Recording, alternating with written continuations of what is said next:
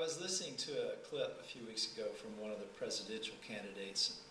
I was probably watching The Daily Show.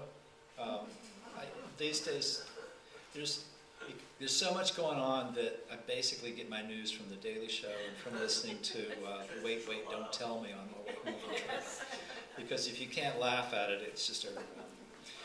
But anyway, I'm not going to say which candidate because I don't want to get political here, but they were talking about the idea of greatness, and he or she had characterized someone as being amazing. And around that same time, somebody shared with me a Superman comic that they had found on the internet. It was a few years old, but I guess there had been some interest in it. And so in this particular comic, the police were asking Superman to go rescue a woman who was threatening to jump off a building. If you want to find this, it's out there. Just Google Superman and the jumper. So Superman flies up to where she's on a ledge, but instead of immediately whisking her to safety, he just kind of listens to her for a while. And he very patiently accepts her just as she is. And eventually, through patience and listening, he helps her to come to a realization for herself that although life can be very difficult, there's a lot of good in it. And so instead of forcibly saving her life for that particular day, Superman quite likely helped her to live more happily into the future. And so the teaching in that comic for me is that he could have used what we consider to be amazing powers, the ability to fly, to move at lightning speed, superhuman strength, and that kind of thing. But in this particular story, Superman's greater powers were his wisdom and compassion. So seeing those two things that particular week got me thinking about what it meant to be great and what it meant to be amazing and super. In our society, we do tend to kind of idolize people because of things like wealth and good looks and their ability to gain power by influencing others and things like that. But relatively few of us can become super rich, and things like exceptional beauty and amazing athletic performance are basically genetic anomalies. Although I will say that you're a really good-looking bunch of people.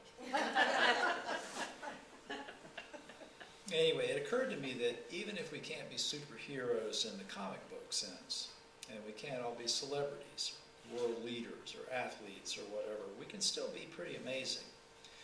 And in fact, I think we could be superhuman in kind of the spiritual sense. And the Buddha spoke on that subject a few times. And in one particular discourse, he left us with kind of a blueprint for developing what it takes to be amazing. So the story is the Buddha was staying in a monastery where there were a number of monks. The monastery was outside a town called Alavi, and there was a prince there named Palatka. And one day, the Buddha was talking to the monks, and he mentioned this man, Palatka, to the monks, and he said, remember, this man is being endowed with 7 amazing, astounding qualities. He said, Palatka is endowed with conviction. He is virtuous. He has a sense of conscience. He has a sense of concern for the consequences of his actions. He's learned. He is generous. He is discerning. Remember, Palatka is being endowed with these 7 amazing, astounding qualities. So at daybreak the next day, there was a monk who had been thinking about this, and he put on his robes, picked up his alms bowl, and went into Alavi for alms. And he went to Palatka's home, and he was invited in and offered a place to sit and rest for a while, and told that he would be given food.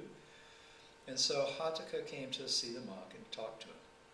And he did what was customary. He bowed, and then he sat to one side.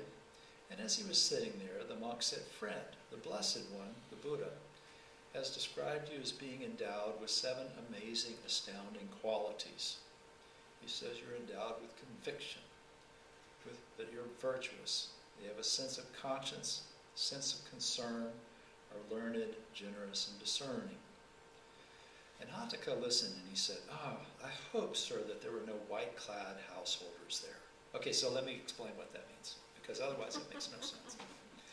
So a white-clad householder would have been a lay follower of the Buddha who was pretty serious about it. They'd gone to the monastery, but these wouldn't be just casual visitors. They might stay at the monastery for a while, or they'd come regularly to pay their respects and listen to teachings, practice meditation maybe, things like that. So they were very devoted followers, but they were not ordained as monks. And there's a similar equivalent today when you go to a Theravada temple, like the Thai temple where I ordained the first time around. It's still customary to wear white if you're going there for a meditation retreat or something like that. And so, and if you ordain during all of the services leading up to ordination, you're wearing white and that kind of thing. So it's a symbol of your devotion to the teachings. And so he was concerned that there might be some other highly devoted people there who would have heard him praised, but the monk said, "No, friend, there were no white-clad householders there." So Hataka was relieved. He said, "Well, that's good that there were none of them there." So you might think that somebody of renown, a prince, somebody with some power and wealth, might want others, these are people who were basically his subjects, to know that the Buddha himself had praised him. But Hataka was glad, was relieved that there was no one there to hear that. So the monk, having rested for a while and received alms, went back to the monastery, and he went to the Buddha and he told him what had happened.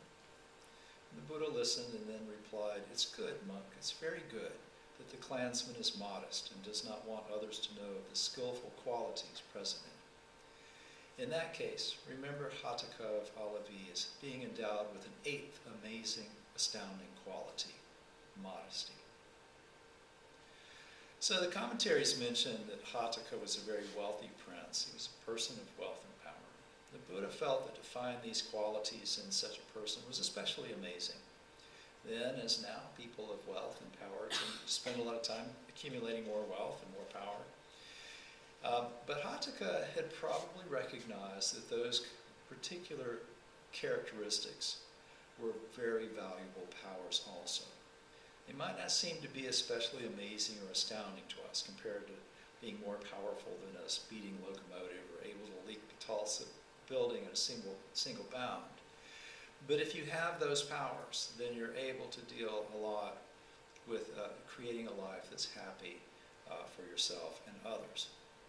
In fact, the first 7 of those characteristics that the Buddha attributed to him are often referred to in Buddhism as the 7 treasures because of their preciousness. Notice the Buddha referred to these as skillful qualities, and I like that term. These aren't something that you're born with. You can learn to develop these skills, just as you might learn how to play the piano or something like that. And you can't buy them. Nobody can sell you these skills. But they're still treasures, because if you have them, whether you're rich or poor, famous or obscure, mighty or feeble, you have something of great value that no one can take away from you. So the first of these amazing, astounding qualities is conviction. When the Buddha spoke of conviction, he meant specifically his path of practice and conviction toward living the religious life.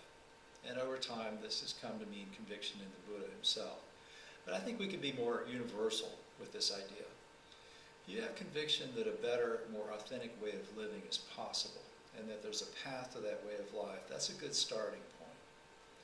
If that path recognizes oneness of all creation, understanding that it's not all about me, and seeing that life contains hardships, but it's still fundamentally good, that's a pretty good basis for conviction. So we can develop that. That is a valuable treasure. And developing that, we're learning a skill that we'll need for developing those other skillful qualities.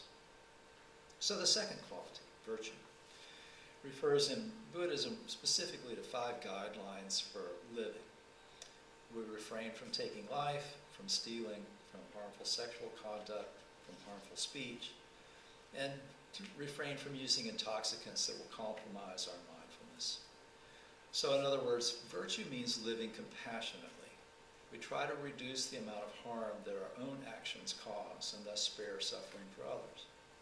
So the first 4 of those guidelines really are meant to protect others from the results of any greed or anger or delusion that arise in our hearts.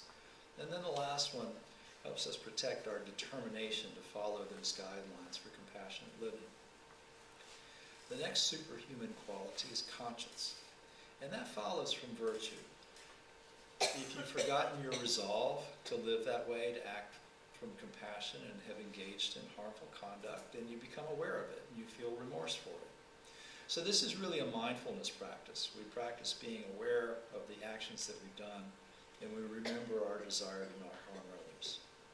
And so then when we slip up, we know it and we regret it. And that's not so we can beat up on ourselves, so we can learn from what we've done. And related to that is concern, specifically being conscientious about any suffering that might result from our actions of body, speech, or mind. So again, this involves mindfulness of our actions and their potential karmic consequences.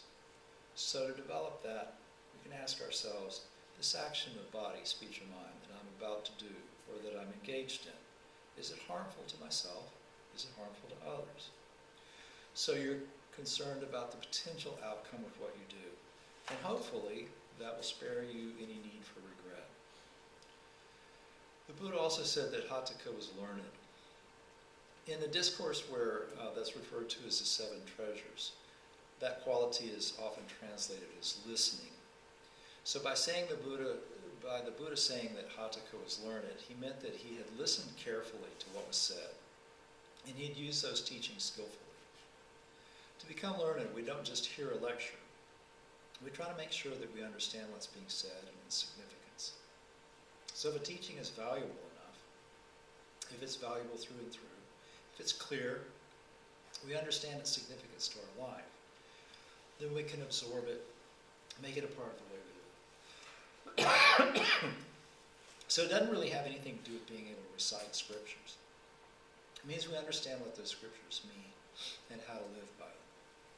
We discuss them with others to make sure we understand them. We put them into action. We realize the fruits. It's very difficult, if not impossible, to develop any of those skills without the sixth of these skillful qualities, which is generosity. Hataka no doubt supported the monastery. We see his generosity in the treatment of the monk who came to visit. When we practice generosity, we benefit from that emotionally at the time. We also train ourselves to be kinder, more caring people, and we help our community be a kinder, gentler place. The Buddha once said that if you truly understood the benefit of giving, you'd never take a single meal without sharing first. And contemporary research has borne this out. Buddhism has talked about this for 2,500 years. The scientists have figured out recently that being generous is actually good for you. And why? If you perform an act of kindness, if you give to charity or something like that, that produces oxytocin, which is a hormone that actually lowers your blood pressure and helps to protect your heart. And it slows aging too, partly because of oxytocin, but also when you do something kind for someone, it activates the vagus nerve, which is associated with reducing inflammation in your body. So it slows down the progress of the antioxidants and things that actually cause your body to wear out. So if you're stingy, you rob yourself of that. And that should be a pretty good reason to be generous and kind. But they also improve our relationships by making us feel more connected to one another. And kindness is contagious. Some researchers have found that one act of generosity tends to ripple through at least 2 or 3 layers of people. There's a really good example of this in here today. Y'all all know Mike over there, right? Some of you were around when he went for refuge, probably 4 years ago, something like that. We had a refuge ceremony for him, and a refuge ceremony is when you've decided that you have that conviction in the path of practice and you want to formally become a Buddhist. Well, he recently applied for a Bright Dawn, for the ministry program that I was ordained with. And he doesn't know this yet, but he was accepted. Well, he knows it now.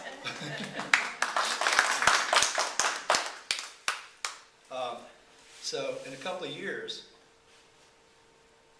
you're going to have a Bright Dawn Sensei living here in Palatka. So the reason I know this is that Koyo Kabose, who heads up Bright Dawn, emailed me and wanted to know about Mike's Dharma name, why he had that, what it was, and why it was that name. His Dharma name is Manyo, which means 10,000 suns.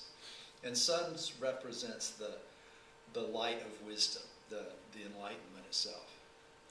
So when I gave him that Dharma name, there was something about him that made me think that he was probably going to spread around whatever wisdom that he gained to other people. And so I was right.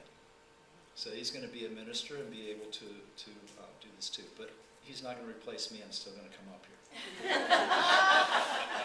But my point of telling you all of this is that your generosity in supporting this community and in supporting teachers like me to come here and talk to you and so on has borne fruit in creating more of that. So by doing what you do, you've helped create an extra layer of opportunity for people to learn about the Buddha and Buddhist teachings and how to live good, authentic lives and develop more kindness. So this ripples out a very long, at least 10,000 layers. So the last of these 7 qualities is discernment. And by this the Buddha meant the wisdom to see what truly causes stress and suffering and what truly causes it to end. So this brings us back full cycle to the first, to conviction. Once we know what ends suffering, then we become more determined to act in accordance with this wisdom. But the Buddha added an 8th amazing, astounding quality, modesty. We should develop these skillful qualities without looking for recognition. If you have this kind of wealth, you enjoy the fruits of these great treasures. And you don't need anyone to tell you you're amazing or astounding in order to enjoy the benefits of having these skillful qualities. You don't have to wear a cape either. But there's another aspect of this. We develop these skillful qualities by practicing them. And we practice them by doing good, by giving, by being kind, by meditating, coming to a place like this to worship, and those kinds of things. Carefully observing our actions, trying to make them beneficial. Every time we do a good thing, we accumulate the results of that positive karma. In Buddhism, we see the accumulated result of positive action as drops of merit. Each drop of goodness joins the others that we create until eventually they become a stream. That's what we call stream entry. It's the first stage of enlightenment. It's the first stage of awakening. And we've created a stream of goodness that will inexorably carry us toward release, to the ocean of compassion that, because of your skillful qualities, will ultimately receive all beings. So thank you for doing what you do, for creating all of these drops of goodness that help others. And thank you for your attention.